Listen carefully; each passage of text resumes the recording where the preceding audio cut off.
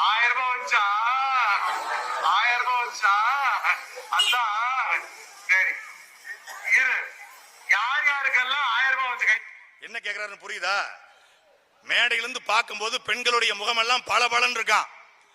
பெண்களுடைய முகமெல்லாம் பளபளன்னு இருக்கு. ஃபேர்ன் லவ்லி போட்டீங்களா? பான்ஸ் பவுடர் போட்டீங்களா? சிங்காரி குங்குமம் போட்டீங்களா? 1000 ரூபாய் வந்துச்சா? அதனால பளபளன்னு கேக்குறாரு.